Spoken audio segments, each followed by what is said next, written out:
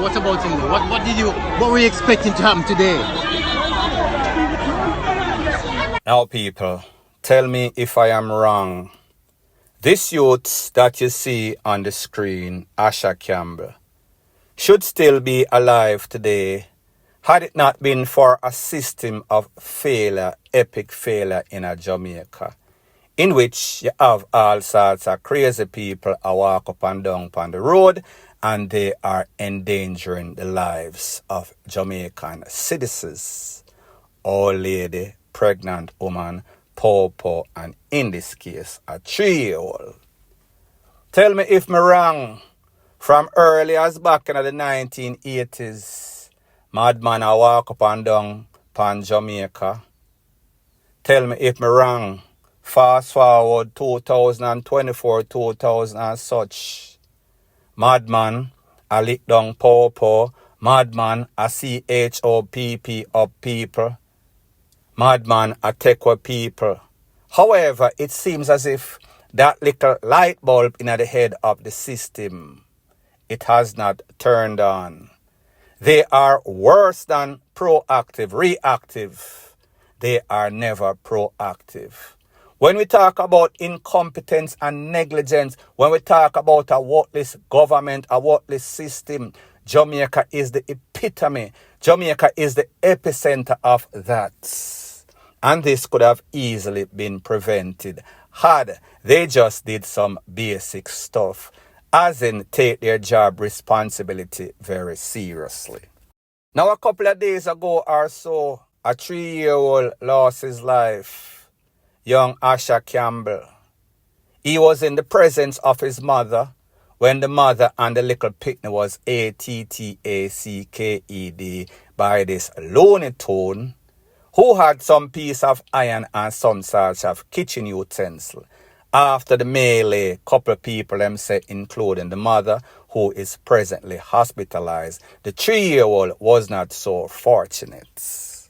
Now, people, it is sad when we hear the father in some sorts of interview with TVJ, and he must say, it's not as if me have had a picnic. He is my sole child.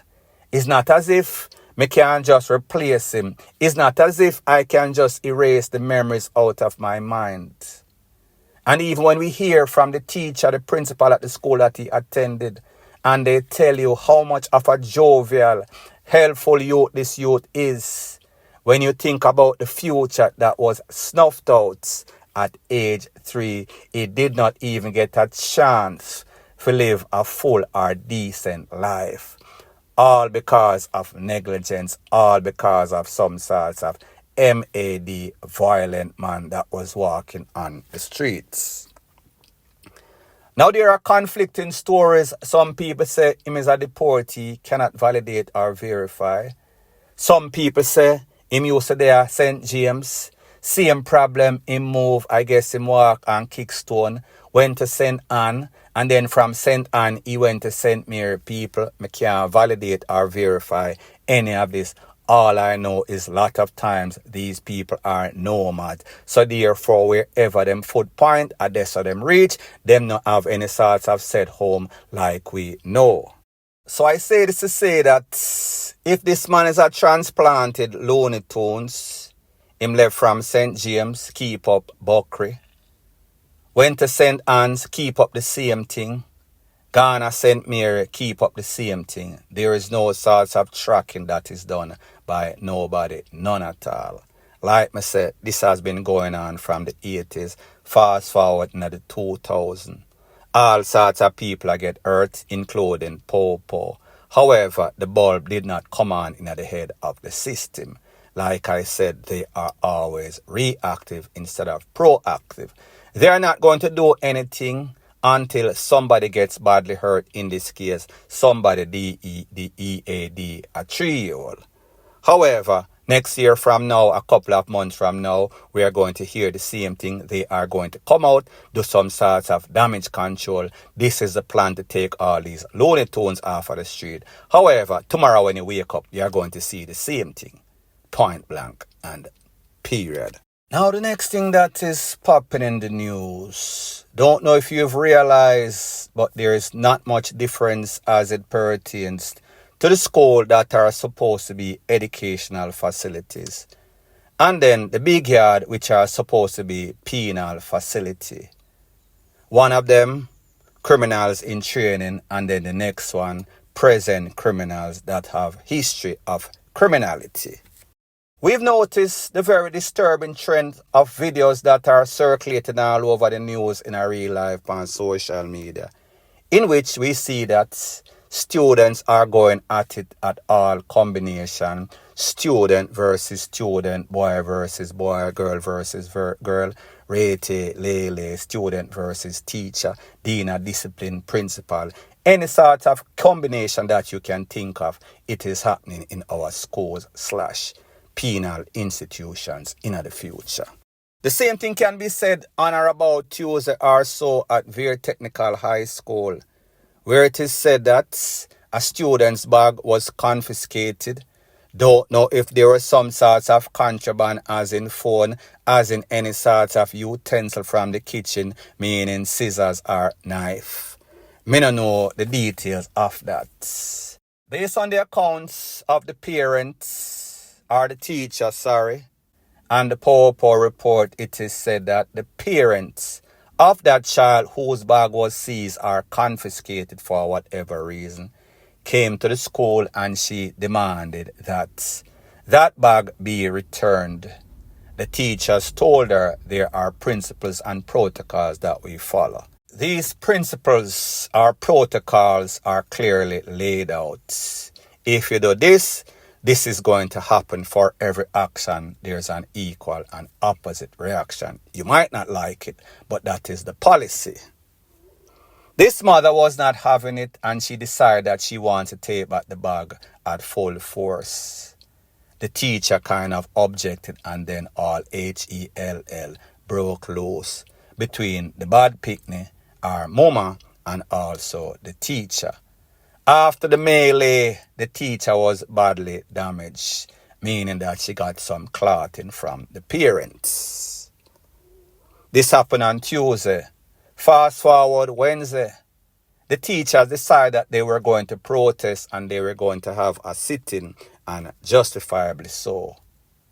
People, if you have to leave from your house as a teacher, bad enough you're not properly compensated as in the pay scale, then you have to deal with these riffraff, these criminal elements in training. So therefore, there is no motive for you to be a teacher. You're not inspired to go to work because there's a bad combination. Not only are you not properly compensated as in paid, then your life is at risk at the hands of the students, at the hands of the parent, bad broken parent, bad broken pitney. And even when you go home, your life is at risk on the street, your life is at risk on the home. So therefore you have zero safe space in your life. So therefore you are pretty much traumatized 24/7. So I say this to say that obviously the schools, they are not standing on their ground, meaning the Ministry of Education, all involved, to make sure that they weed out these schools of the riffraff and the bad pitney them that have no sorts of intention. Them just go to school to spend them lunch money, keep up all sorts of FUCKRY, distract other students that want to learn, because it is usually the empty barrels that are making the most noise and that are the menace to society. What is even worse, the parents, instead of scolding that child, instead of telling that child, listen, you need to do better, you need to follow the rules and regulation, they come and they defend. So therefore, them wrong, and then them get even stronger and wronger. So people, me just say, the moral of the story is this.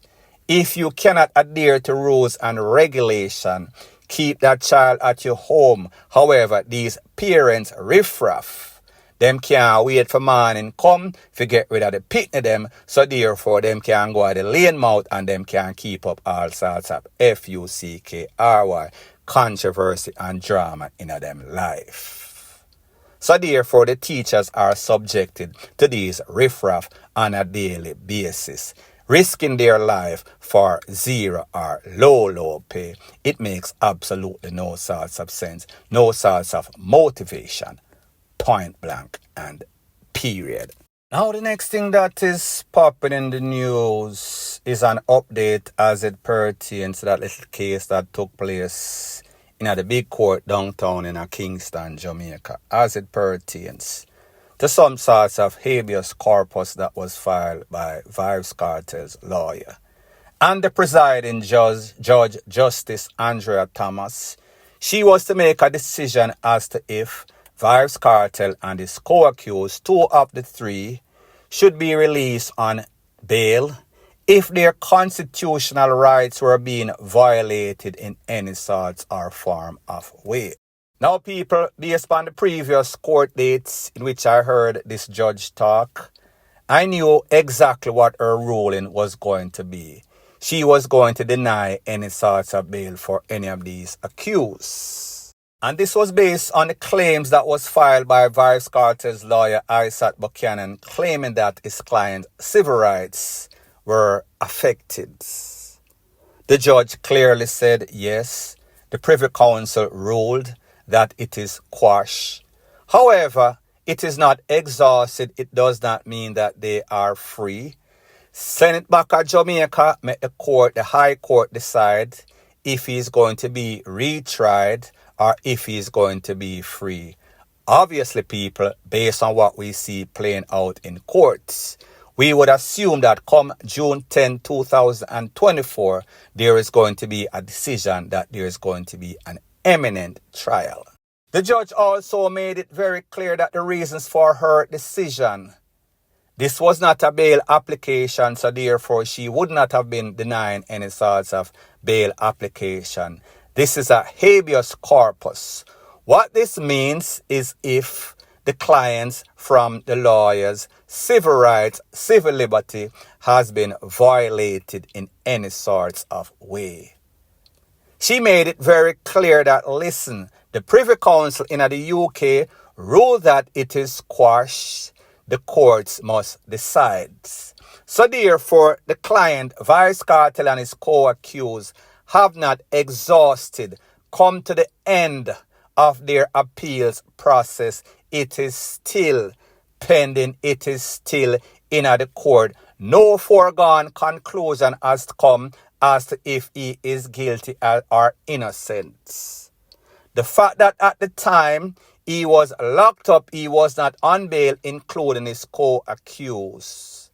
That means the system, the penal system, Department of Correction, would not be violating him because it is not as if they revoked his bail in which he had before the decision was made by the Privy Council. So therefore, whatever status he had before the Privy Council's decision is going to remain back to where it is at square one.